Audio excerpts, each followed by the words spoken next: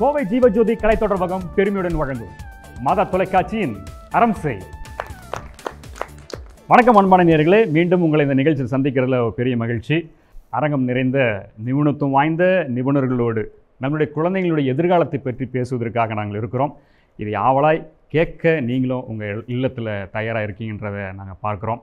நிறைய பேர் உங்களுடைய பதில்களாக இமெயிலையும் சரி, எங்கள்கிட்ட ஃபோன்லேயும் சரி, இந்த நிகழ்ச்சி பற்றி நீங்கள் பேச ஆரம்பிச்சிருக்கீங்க. எப்பப்பா இந்த நிகழ்ச்சி நீங்கள் ஸ்டார்ட் பண்ணிங்க, ரொம்ப முக்கியமான நிகழ்ச்சியாக இருக்குப்பா, ரொம்ப மகிழ்ச்சி, என்னென்னமோ குழப்பத்தில் வந்தோம் நாங்கள், நிச்சயமாக இந்த நிகழ்ச்சி எங்களுக்கு ரொம்ப யூஸ்ஃபுல்லாக இருக்குன்னு சொல்லி நீங்கள் சொன்னீங்க. எஸ், அரம்சை எப்படி தான், அரம்சை எப்பயுமே உங்களுக்கு தேவையான ஒரு தலைப்போடு தான் நாங்கள் வந்து கொண்டிருக்கிறோம். கெரியர் கைடன்ஸ், எதிர்காலத்தை தீர்மானிக்கக்கூடிய ஒரு நல்ல நிலையில் இன்றைக்கி நம்ம குழந்தைகள் 12ஆம் வகுப்பை நிறைவு செய்து காத்துட்ருக்குறாங்க. நீங்களும் ஒரு பெரிய ஆர்வத்தோடு என்னடா செய்யலாம் நம்ம குழந்தைகள் அப்படின்ற அந்த நிலையில் இருக்கீங்க. உங்களுக்கு பயன்படக்கூடிய வகையில் அந்த பல்வேறு துறைகளில் இருக்கக்கூடிய நிபுணர்களை நாம் அழைத்து அவர்கள் வழியாக, இப்போ நான் சொன்னால் கூட நீங்கள் நம்ப மாட்டீங்க, ஆனால் அவங்க சொன்னாங்கன்னா நீங்கள் உடனே நம்புவீங்க இல்லையா? எஸ், அதுக்காகத்தான் இவர்களெல்லாம் அழைத்து வந்திருக்கிறோம். இன்னும் நிறைய விஷயங்களை பற்றி பேச போகிறோம். கடந்த வாரங்களில் நம்ம நிறையா இந்த தலைப்பில் இருந்து பேசிக்கிட்டே இருந்தோம். ரொம்ப சுவாரஸ்யமாக இருந்துச்சு. ஒவ்வொரு விஷயமே வந்து நமக்கு ரொம்ப அவ்வளோ இன்ஃபர்மேட்டிவாக இருந்தது. அடடா, இதெல்லாம் நம்ம மிஸ் பண்ணிட்டோமே, இது நம்ம தப்பாக புரிஞ்சுக்கிட்டோமே, நம்ம குழந்தைய வந்து ஆரம்ப நிலையிலிருந்தே நாம் வந்து கொஞ்சம் இது சார்ந்து அவளை பயிற்சி கொடுத்துருந்துருக்கலாம், தயாரிச்சிருக்கலாம். திடீர்னு வந்து நின்று அந்த குழந்தைகிட்ட வந்து நீ இதை படின்னும் போது அவன் ஒரு முகத்தை காட்டவும் நமக்கும் ஒரு குழப்பமாகவும், யார் சொல்கிறது கேட்குறது, என்ன செய்கிறதுன்ற பெரிய ஒரு குழப்பத்தில் இருந்தோம். ஆனால் இந்த அமர்வு நமக்கு நிறைய விஷயங்களை தெளிவுபடுத்தியிருக்கிறது. அதே சமயத்தில் கடந்த வாரங்களில் நம்ம என்னென்ன பேசிகிட்டு இருந்தோம் அப்படின்றத ஒரு சின்ன ரீகேப் பார்த்து வந்துடலாமா? என்னை பொறுத்த வரைக்கும் இந்தியாவில் படிக்கிறது சேஃப். இந்தியாவில் படித்தாலும் சரி, அப்ராடில் படித்தாலும் சரி, ஒரு ஸ்கில்டு பர்சனுக்கு, ஒரு டேலண்டட் பர்சனுக்கு கிடைக்கும். நீ இதை தான் போட்டுக்கணுன்றது முதற்கொண்டு அவங்க பேரண்ட் தயாராக இருக்காங்க. எங்களுக்கு ஒரு கன்ஃபியூஷன், அஸ் அ பேரண்ட் நான் ரெடியா என் சைல்டு அதை விடுறதுக்குன்னு சொல்லி, எனக்கு ஆசைப்பட்ட விஷயம், எனக்கு தோன்ற விஷயம், என் சொந்தக்காரன் பண்ண விஷயம்லாம் நம்ம திணிச்சோன்னா கண்டிப்பாக அந்த குழந்தை ஹாப்பியாக இருக்காது. போன வாரம் என்னென்னலாம் பேசணும் அப்படின்றத ஒரு சின்ன ரீகேப்பில் பார்த்து முடிச்சிட்டோம். இப்போ தொடர்ந்து நம்ம பேச போகிறோம், வாங்க பேசலாம். இந்த கெரியர் கைடன்ஸில் இவ்வளோ ஒரு ஆழமான ஒரு செய்திகளை நாம் கடந்த வாரங்களில் ரொம்ப ஆழமாக பேசிகிட்டு இருக்கிறோம். நம்முடைய குழந்தைங்களுடைய வருங்காலத்தை எப்படி தீர்மானிக்க போகிறோம், எந்த வகையில் தீர்மானிக்க போகிறோம் அப்படின்னு சொல்லி பேசுகிறதுல நிறைய விஷயங்கள் நமக்கு உள்ள அப்படியே சொல்லப்பட்டு வந்தது. ரொம்ப ஆழமான சில விஷயங்கள் பார்த்திங்கன்னா, ஒரு எத்திக்கல் பார்ட், குழந்தை எந்த அளவுக்கு தான் தேர்ந்தெடுக்க போகிற அந்த படிப்பை ஆத்மார்த்தமாக தனக்கு மட்டுமல்ல இந்த சமூகத்துக்கும் பயன்படக்கூடியவனாக மாற்றுவதற்கு என்னென்னலாம் இருக்குது அப்படின்றதெல்லாம் பேசுனது ரொம்ப மகிழ்ச்சியாக இருந்தது. இதில் முக்கியமான ஒரு ரோல் பார்த்திங்கன்னா, குழந்தைகள் தெளிவாக இருக்கிறாங்க, அது எங்களுக்கு நல்லாவே தெரியுது. ஆனால் யார் தெளிவில்லாமல் இருக்கிறாங்க அப்படின்னா அதுவும் நமக்கு தெளிவாக தெரியுது. பெற்றோர்கள், இது பெற்றோர்கள் தெளிவில்லாமல் இல்லை, ஒரு விதமான ஒரு பயம், ஒரு பய நிலை தான். ஏன்னா இது வந்து இது வரைக்கும் கைப்பிடிச்சிட்டு வந்த குழந்தைய முதல் முறையாக கைகளை விட்டு போப்பா அப்படின்னு சொல்லி ஒரு சமூகத்தினுடைய முதல் நிலைக்கு அனுப்புகிறோம். அந்த இடத்துல இந்த குழந்தை தவறிடக்கூடாது, தப்பான இடத்துல போய் உக்காந்து அது லைஃபை ஸ்பாயில் பண்ணிடக்கூடாது அப்படின்ற ஒரு ஒரு ஒரு ஜாக்கிரதையான ஒரு எண்ணம் தான். ஒரு ஒரு ஒரு பெரிய அது ஒரு பெரிய பொறுப்பாக இந்த பெற்றோர்களுக்கு இப்போ தான் அவங்களுடைய இந்த பெற்றோர் அந்த தன்மையிலேயே பெரிய சவால். கை குழந்தைய கூட தூக்கி விடிய பாட்டு பாடி தூங்க வச்சிடலாம். ஆனால் இப்போ தான் இந்த நேரத்தில் தான் அதை செலக்ட் பண்ணுற அந்த இடத்துல தான் வந்து இவங்களோட ரோல் பெரிய ரோலாக இருக்குது.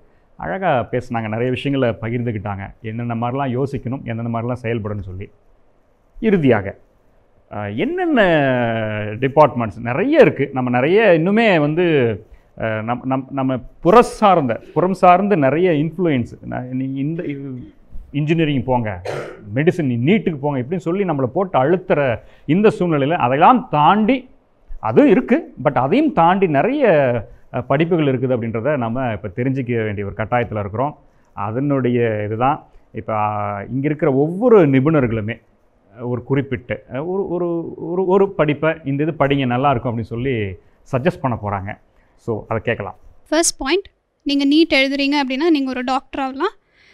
டாக்டர்ஸோட டிமாண்ட் வந்து ரொம்ப ஜாஸ்தியாகவே இருக்குது. ஏன்னா ஃப்யூச்சரில் வந்து புது டிசீசஸ் நிறையா வரும், டாக்டர்ஸோட டிமாண்ட் வந்து ரொம்ப ஜாஸ்தியாக இருக்குது. ரெண்டாவது உங்களுக்கு பயாலஜி தான் ஃபீல்டுன்னு நீங்கள் டிசைட் பண்ணிட்டீங்கன்னா health care and data science. நீங்கள் இன்ஜினியரிங் படித்தாலும் உங்களுக்கு பயாலஜி தேவை, நீங்கள் பயாலஜி படித்தாலும் உங்களுக்கு இன்ஜினியரிங் தேவை. இது வந்து மைண்டில் நீங்கள் ஃபிக்ஸ் பண்ணிக்கிட்டாலே ஹெல்த் கேர் டேட்டா அனாலிசிஸ் ஃப்யூச்சரில் நிற்கும். வேர்ல்டு எக்கனாமிக் ஃபோரமோட ரிசல்ட் 2025 படி என்னென்னா 97% இப்போ என்ன ஜாப்ஸ் இருக்கோ 2030 அது எல்லாமே ரீப்ளேஸ் ஆயிரும். ஏஐ படி ஏஐ வந்து அதை ரீப்ளேஸ் பண்ணிடும் அப்படின்றாங்க. ஸோ அப்போ ஏஐ ரீப்ளேஸ் பண்ணாதது எதுங்கிறத நம்ம அண்டர்ஸ்டாண்ட் பண்ணிக்கணும். மேம் சொன்ன மாதிரி ஹியூமனிட்டிஸ், சைக்காலஜி. ஏன்னா முன்னாடி வந்து மென்டல் ஹெல்த்தை பற்றி அவேர்னஸ் அவ்வளோ இல்லை. ஆனால் இப்போ எல்லாருமே டிப்ரெஷன் பேசுகிறாங்க, ஸ்ட்ரெஸ் பேசுகிறாங்க, மென்டல் ஹெல்த்னா என்னென்னு பேசுகிறாங்க. ஸோ நீங்கள் கம்ப்யூட்டர்கிட்டே பேச முடியாது எப்போவுமே. You need another human to talk. அவங்க ஒரு சொல்யூஷன் தேவைப்படும். ஸோ சைக்காலஜி, ஹியூமனிட்டிஸ், ஃபுட், நமக்கு கடைசி வரைக்கும் சமைச்சு தரத்துக்கு ஃபுட்டு இருக்கணும், அதுக்கு முன்னாடி அக்ரிகல்ச்சர் இருக்கணும். இது எல்லாமே நம்ம கலந்து யோசிச்சாதான் ஒரு ஃப்யூச்சர் வந்து பிரைட் ஃப்யூச்சர் வந்து நம்ம பார்க்க முடியும். Thank you madam, thank you so much. Sure. In connect with her, so humans இருக்கிற வரைக்கும் ஹெல்த் கேர் கண்டிப்பாக இருக்கும். ஹியூமன்ஸ் இருக்கிற வரைக்கும் நம்ம சாப்பிட்டு தான் ஆகணும். ஸோ அக்ரிகல்ச்சர் தான் என்றைக்குமே பூமிங் இண்டஸ்ட்ரி. அதே மாதிரி எஜுகேஷன், நம்ம இது எல்லாத்து பற்றியும் பேசணுன்னாலும் நாலேஜ் ஷேரிங் இல்லை அப்படின்னா யாருங்க பண்ணுவா இதெல்லாம்? ஓகே, நான் மட்டும் ஒரு பர்டிகுலர் ஃபீல்டில் மட்டும் எக்ஸ்பர்ட்டாக இருந்தால் போதுமா? பட் ஸோ இந்த 3 இண்டஸ்ட்ரி ஆல்வேஸ் பூமிங் தாங்க. இந்த 3 இண்டஸ்ட்ரி பேஸ் பண்ணி எது எடுத்தாலும் the child will be a success. Ultimately the child should know what he or she wants. அவ்வளோதான். Before to select for the நம்மளுடைய கோர்ஸை செலக்ட் பண்ணுறதுக்கு முன்னாடி நம்ம முதல்ல தெளிவான ஒரு ஐடியா வச்சுக்கணும். எல்லா கோர்ஸுமே பெஸ்ட்டு தான். பட் நம்மளுடைய எபிலிட்டி, நம்ம எந்த கோர்ஸ் நமக்கு ரொம்ப பிடிக்கும் அந்த கோர்ஸை பேஸ் பண்ணி செலக்ட் பண்ணணும். Once you are selected you have to travel with that. For any cost இதை மாற்றிக்கலாம், இப்போ மாற்றிக்கலாம், அந்த மாதிரியான சேஞ்ச் பண்ணிக்கிட்டே போனால் ப்ராப்பரான ஒரு டிட்டர்மினேஷனுக்கு நம்மளால் வர முடியாது. So we have to receive for the நம்மளுடைய டெஸ்டினேஷன் போகணும் அப்படின்னா we have to travel in for the same thing. Okay, thank you. நாங்கள் ஃபீல்டில் கடந்த ஒரு 3 வருஷமாகவே நாங்கள் பார்க்குறது என்னென்னா, எல்லா டாப் எம்என்சி கம்பெனிஸுமே பிஇஸை விட்டுட்டு பிஎஸ்சிஸை நோக்கி திரும்பிட்டாங்க. They started recruiting all BScs, BComs, management courses, all the MNC companies. So அப்போனா நம்ம குழந்தைங்கள பெற்றோர்கள் தயவு செய்து என்ஜினியரிங்கை நோக்கி மட்டுமே தள்ளாதீங்க குழந்தைங்கள. அவங்களுக்கு என்ஜினியரிங் வேண்டாம் அப்படின்னு அவங்க ஃபீல் பண்ணால் ஆர்ட்ஸ் அண்ட் சயின்ஸ் எடுக்கலாம். ஆர்ட்ஸ் அண்ட் சயின்ஸ் எடுத்தால் ஒன்றும் மட்டம் கிடையாது.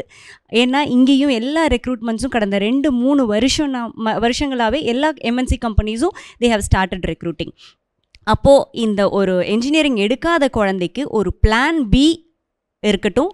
எந்த ஸ்டடீஸாக இருந்தாலும், எந்த கரியர் நோக்கி அவங்க ஓடினாலும் ஒரு பிளான் பி வச்சுக்க சொல்லுங்கள். அதுக்கு நம்ம பேரண்ட்ஸ் சப்போர்ட்டிவாக இருக்கணும் அவங்களுக்கு. ஸோ அப்போ இன்ஜினியரிங் முடியலையா, கட் ஆஃப் பத்தலையா, தட்ஸ் ஓகே. நம்ம பிஎஸ்சியில் நிறைய கோர்சஸ் இருக்குது, பிகாமில் நிறைய கோர்சஸ் இருக்குது. ஸோ அப்போது மேனேஜ்மெண்ட் கோர்சஸ் ஆகட்டும், சயின்ஸ் கோர்சஸ் ஆகட்டும், எந்த கோர்சஸாக இருந்தாலுமே as she said computer science இல்லாத, அதோட இன்டர்வென்ஷன் இல்லாத ஃபீல்டு அப்படின்றது எதுவுமே கிடையாது. Even it is a BA Tamil, BA English literature, பேசிக்காக அந்த குழந்தைங்களுக்கு ஒரு எம்எஸ் ஆஃபீஸாவது கட்டாயம் தெரிஞ்சிருக்கணும். எம்எஸ் வேர்டில் ஆக்சஸ் பண்ண தெரிஞ்சிருக்கணும், ஒரு பிபிடி போட தெரிஞ்சிருக்கணும், ஒரு எக்ஸல் போட தெரிஞ்சிருக்கணும். இந்த பேசிக் கம்ப்யூட்டர் ஸ்கில்ஸாவது இருக்கணும் எந்த கோர்ஸ் எடுத்தாலுமே.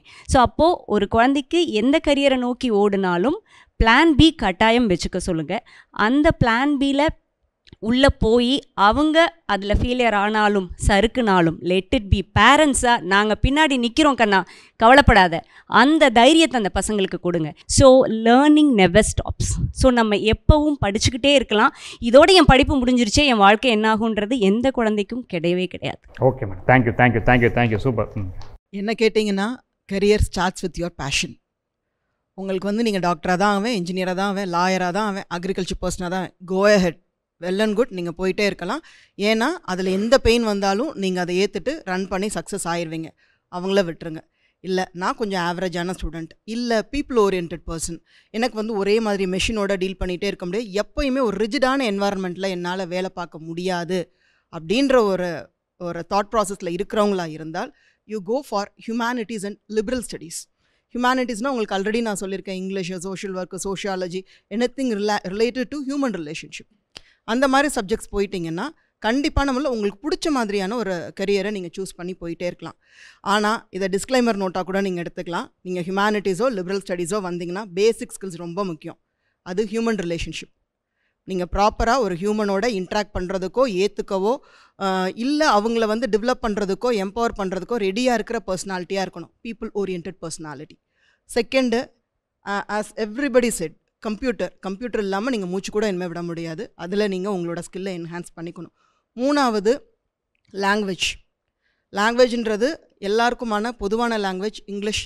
அடுத்து ரீஜனல் லாங்குவேஜ், அதில் ரொம்ப தெளிவாக இருக்கணும். இந்த 3 ஸ்கில்லும் இருந்துட்டா நீங்கள் வந்து you can do wonders in your job, especially in field of humanities and liberal studies. Thank you madam. Thank you madam. Sir, யாரும் டச் பண்ணாத ஒரு ஏரியா இந்திய இராணுவம். ஓகே, டிஃபென்ஸில் மேடம் கேட்டாங்க ஒரு மினிமம் மார்க். நான் அப்படியே 10th பாஸ் பண்ணுறேன், +2 பாஸ் பண்ணுறேன். இவங்களுக்கு நிறைய ஆப்பர்ச்சுனிட்டிஸ் இருக்குது. இவங்க சொன்ன எல்லாமே health care, science and technology எல்லாத்துக்குமே நீங்கள் என்ட்ரு ஆகலாம். கவர்மெண்ட் வந்து உங்களுக்கு ஃப்ரீயாகவே பண்ணுது. 10th முடித்தாலும் டெக்னிக்கல் என்ட்ரியில் போகலாம். கப்பல் படை, இராணுவ விமானப்படை, இராணுவம் 3லேயுமே ஜாயின் பண்ணலாம். +2 முடிச்சுட்டு நீங்கள் மினிமம் மார்க் பாஸ் பண்ணாலே போதும், நேஷ்னல் டிஃபென்ஸ் அகாடமியில் ஜாயின் பண்ணலாம். நீங்கள் 3 years முடித்தாலே you will become an officer. அவங்க கேட்குறதெல்லாம் வந்து ஸ்கில்ஸ் தான். நாங்கள் வைக்கிற டெஸ்ட்டில் நீங்கள் நல்லா பர்ஃபார்ம் பண்ணி காமிங்க. நீங்கள் +2 மார்க்கெல்லாம் ஜஸ்ட்டு பாஸ் பண்ணால் போதும். ஸோ பேரண்ட்ஸ் வந்து நீங்கள் என்ன அப்சர்வ் பண்ணணும், உங்கள் சில்ட்ரன்கிட்ட நல்ல அந்த ஸ்போர்ட்ஸ்மேன்ஷிப் இருக்கா, ஓகே, கொஞ்சம் ஒரு பேட்ரியாட்டிக் இது இருந்ததுன்னா நிச்சயமாக நீங்கள் அந்த குழந்தைகளை வந்து கைட் பண்ணலாம். மீண்டும் நான் அதான் சொல்கிறேன், அதாவது வறுமை கோட்டின் கீழ் இருக்கிற பெற்றோர்களும் சரி மாணவர்களும் சரி, அவங்களால மேற்படிப்பு படிக்க முடியாது அப்படின்ற ஒரு நிலையில் இருந்தாலும் மற்றவங்க படிக்கிறாங்களே நம்ம படிக்க முடியலையேன்ற கவலையும் வேண்டியதில்லை. மீண்டும் அதுதான் சொல்கிறேன், அப்படியேப்பட்டவங்கெல்லாம் ஜஸ்ட் கிராஜுவேஷன் முடித்தாலே சார் சொன்ன மாதிரி சிவில் சர்வீஸ் எக்ஸாமினேஷனில் ஹையஸ்ட் போஸ்ட்டுக்கு போகிறதுக்கு வாய்ப்பு இருக்குது. யூனியன் பப்ளிக் சர்வீஸ் கமிஷனில் 16 போஸ்ட் இருக்குது. எல்லாமே top most central government job பண்ண முடியும். இல்லை என்னால் கிராஜுவேஷன் பண்ண முடியல, 10th நான் முடிச்சிட்டேன், இல்லை +2 முடிச்சிட்டேன் அப்படின்னாலும் நிறைய சர்வீஸ் கமிஷன் இருக்குது. குறைவாக படிச்சிட்டோம், எனக்கு தகுதி இல்லை அப்படின்னு நினைக்கிறவங்க யாருமே கவலையே பட வேண்டாம், பேரண்ட்ஸும் கவலைப்பட வேண்டாம். ஒரு 6 மாதம் அல்லது 1 வருஷம் கஷ்டப்பட்டு படித்தாலே உயர்ந்த பதவிக்கு போக முடியும். அது சில இதெல்லாம் கொஞ்சம் இம்பார்ட்டண்டான சில குரூப் இதெல்லாம் சொல்லுங்களா பார்க்கலாம். இப்போ குரூப் 4 என்னென்ன இருக்குது? டிஎன்பிஎஸ்சி 4ங்கிறது வந்து கடைநிலை ஊழியர்கள்னு சொல்லுவாங்க. விஏஓ, ஆஃபீஸ் அசிஸ்டன்ஸு, அது போக ஜூனியர் அசிஸ்டன்ஸு, இவங்கெல்லாம் வந்து குரூப் 4ல் வருவாங்க. அவங்களோட ரெக்குவயர்மெண்ட் வந்து 10th-லேருந்து 12th வரைக்கும் இருக்கும். குரூப் 2 இருக்குது. குரூப் 2ன்றது வந்து ஆர்ஐ மேம்ஸ் கேட்ட மாதிரி ரெவென்யூ டிபார்ட்மெண்ட் ஒர்க்ஸ் இருக்கும். ரெஜிஸ்ட்ரார், அதாவது எம்ப்ளாய்மெண்ட் எக்ஸ்சேஞ்சில் ரெஜிஸ்ட்ரார்ஸ் இருப்பாங்க, அவங்களுக்கானது இருக்கும். அசிஸ்டன்ட் கலெக்டர்ஸ்க்குரியது இருக்கும். இது எல்லாமே குரூப் 2. அடுத்து குரூப் 1ன்றது எப்படின்னா இட்ஸ் பியூர்லி ஆஃப் ஆஃபீஸர் கேடர்ஸா, டிஎஸ்பி, குரூப் 1 ஆஃபீஸர்ஸ், அவங்களுக்கு எல்லாத்துக்குமே இந்த மாதிரி இருக்கும். இக்கிகாய் அப்படின்னு ஒரு கான்செப்ட் இருக்குது சார். ஒன்று வந்து உங்கள் பேஷன் ஆர் இன்ட்ரெஸ்ட் ஒரு பக்கம், இன்னொன்று உங்களுக்கு என்ன வருது அப்படிங்கிறது. அனதர் ஆங்கிள் வந்து இது சமுதாயத்துக்கு தேவைப்படுமா அப்படிங்கிறது. இந்த 3 சேர்ந்து ஒரு ஸ்டூடெண்ட் ஒரு கேரியரை சூஸ் பண்ணானா it will be useful. For example வந்து என்னோடய பேஷன் வந்து சிற்பம்னு வைங்க,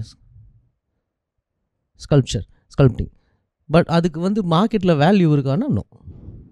ஸோ அது எனக்கு வரும், அது எனக்கு பிடிக்கும், அதை நான் செஞ்சு என்ன பண்ண போகிறேன்னா வேஸ்ட் தான்.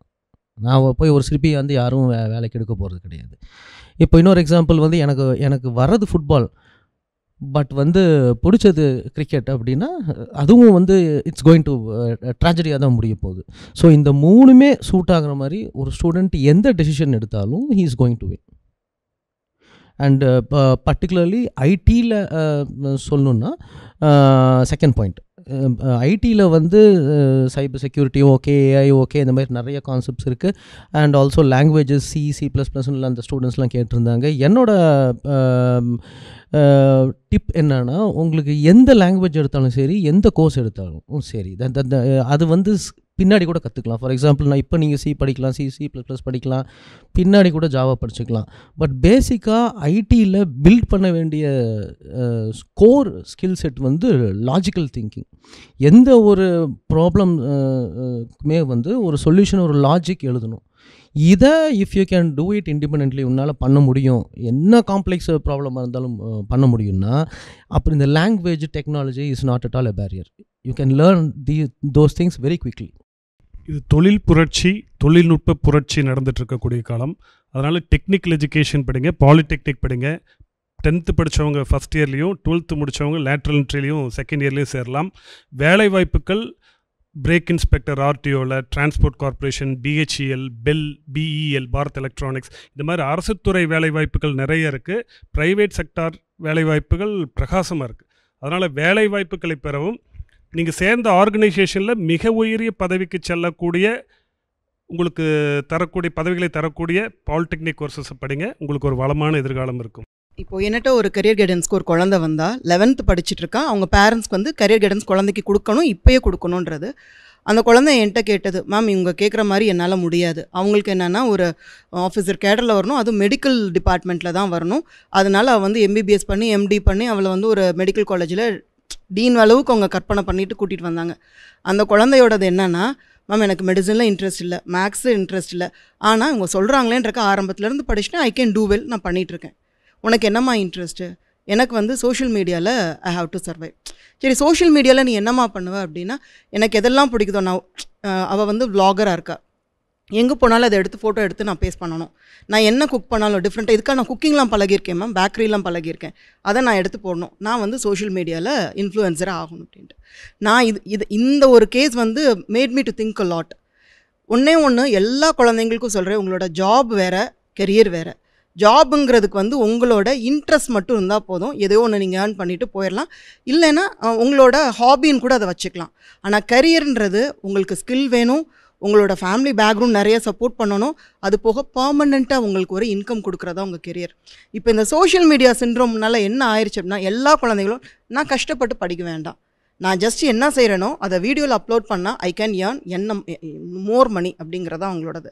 அது எவ்வளோ நாளைக்குன்றது நமக்கு தெரியாது. ஸோ நீங்கள் பண்ணுங்கள், உங்களுக்கு பிடிச்சிருக்கா பண்ணுங்கள், have it as a hobby. அதனால உங்களுக்கு ஒரு சேலரி வருதா வச்சுக்கோங்க, ஒன்றும் பிரச்சனை கிடையாது. ஆனால் உங்களோட ஸ்கில் செட்டை இம்ப்ரூவைஸ் பண்ணுங்கள், உங்களோட கெரியர் பார்த்து நல்லா ஸ்ட்ராங் ஆக்குங்க. வெறும் சோஷியல் மீடியாவோட மட்டும் இருக்காதீங்க. We are not again social media, ஆனால் அதுதான் உங்கள் உலகமாக இருந்தால் கொஞ்சம் அதிலிருந்து வெளியே வர பாருங்கள். That's my kind advice. Thank you so much.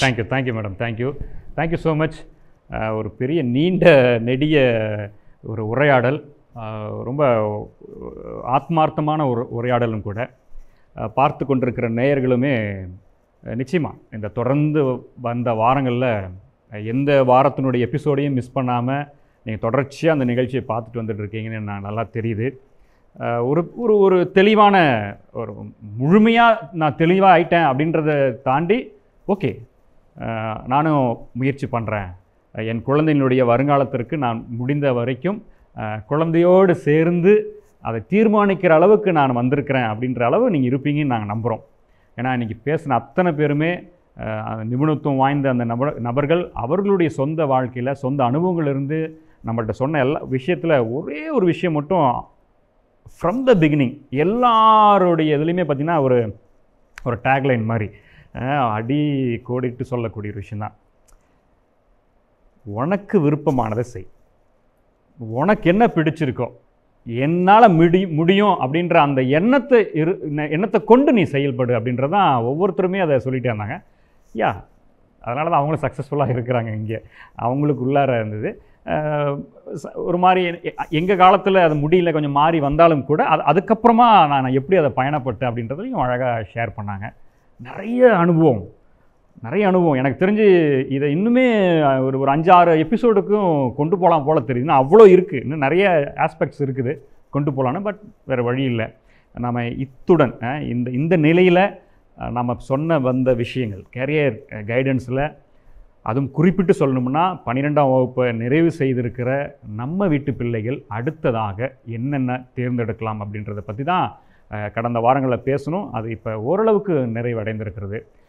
இந்த நிகழ்வினுடைய ஆரம்பத்தில் நம்ம குழந்தைங்கள்லாம் நிறைய கேள்வி கேட்டிருந்தாங்க. என்ன செய்யலாம்னு சொல்லி நிறைய குழந்தைகள் கேள்வி கேட்டிருந்தாங்க. எங்களுக்கு தெரிஞ்சு ஓரளவுக்கு அந்த கேள்விகளுக்கான பதிலை, அந்த குழந்தைங்களுடைய கேள்வியின் வழியாக அந்த பதிலை உங்களுக்கு நாங்கள் சொல்லியிருக்கிறோம் அப்படின்னு நம்புகிறோம். எல்லாம் சரி.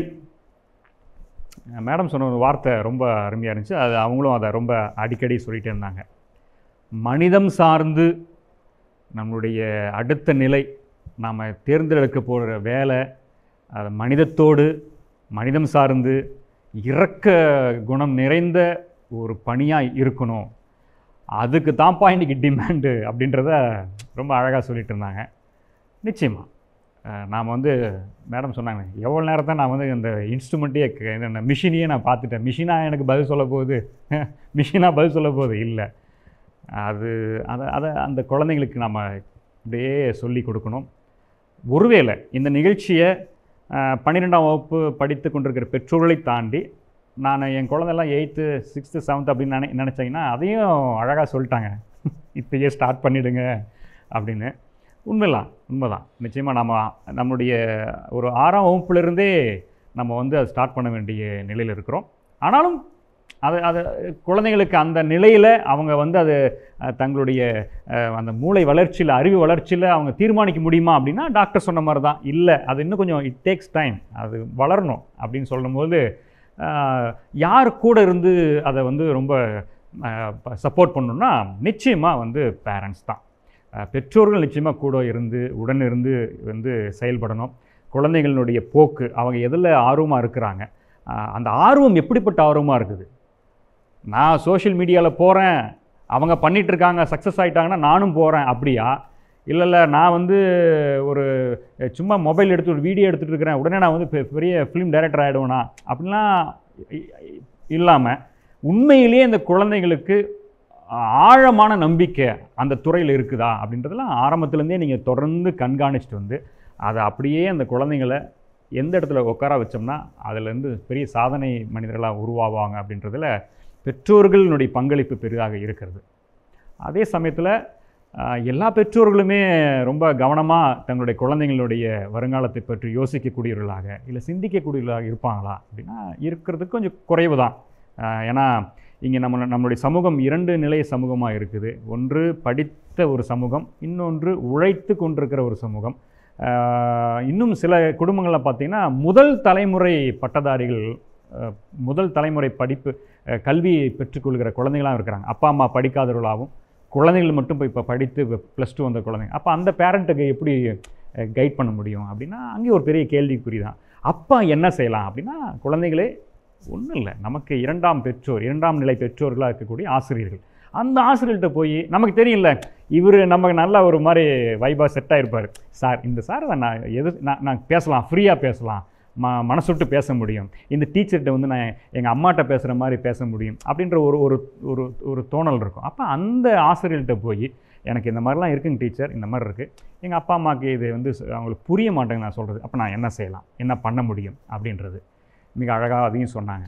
அன்பான நேயர்களே, அன்பு பெற்றோர்களே, இந்த நிகழ்ச்சி அரம்சை ஒவ்வொரு முறையும் எடுத்துக்கொண்ட தலைப்பை மிக நேர்த்தியாக ஆழமாக விலாவரியாக உங்களுக்கு முடிந்தவரை நாங்கள் வந்து விளக்கி சொல்லிகிட்ருக்கிறோம். உங்கள் கேள்விகளுக்கான பதிலை தந்து கொண்டிருக்கிறோம்.